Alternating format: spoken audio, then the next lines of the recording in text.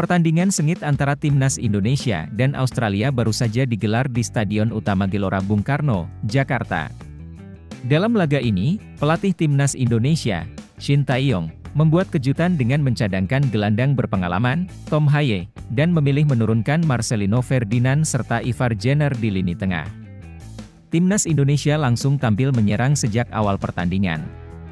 Peluang pertama datang dari sepakan Sandy Walsh, namun berhasil ditepis oleh kiper Australia. Awal laga yang intens ini membuat pelatih Australia, Graham Arnold, sempat panik karena Indonesia terus menekan.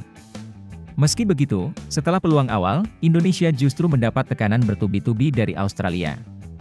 Namun, lini pertahanan Indonesia, yang dikawal apik oleh Martin Paes, tampil solid dan berhasil membendung berbagai serangan Australia.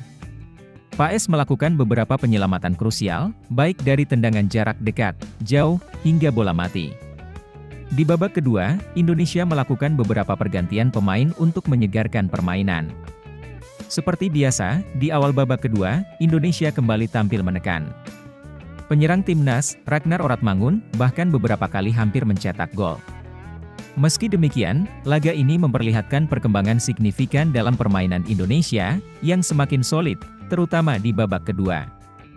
Graham Arnold, pelatih timnas Australia, mengakui perkembangan pesat yang dialami timnas Indonesia. Ia menyebut bahwa skuad Garuda telah menunjukkan performa yang jauh lebih baik sejak pertemuan mereka di ajang Piala Asia U23.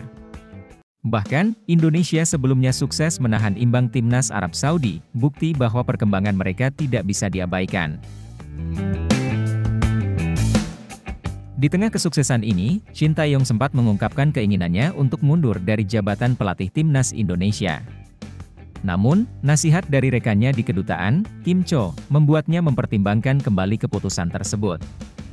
Shin memutuskan untuk tetap bertahan dan menandatangani kontrak hingga 2027, setelah sebelumnya sukses membawa Indonesia ke babak kualifikasi ketiga Piala Dunia 2026 dan membuat sejarah dengan meloloskan Indonesia ke babak 16 besar Piala Asia 2023.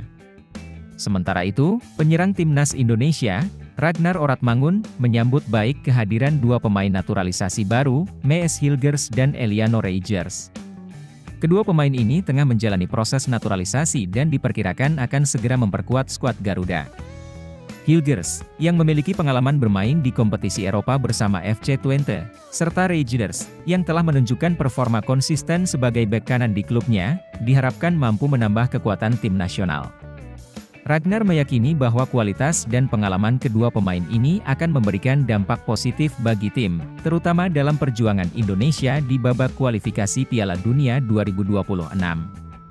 Di luar lapangan, kedatangan timnas Australia ke Indonesia juga menarik perhatian para penggemar sepak bola di Jakarta, khususnya terhadap Alessandro Circati, bek muda Australia yang bermain untuk klub Serie A, Parma. Circati yang berstatus naturalisasi ini lahir di Italia, namun memilih membela Australia setelah pernah bermain untuk timnas Italia di level junior.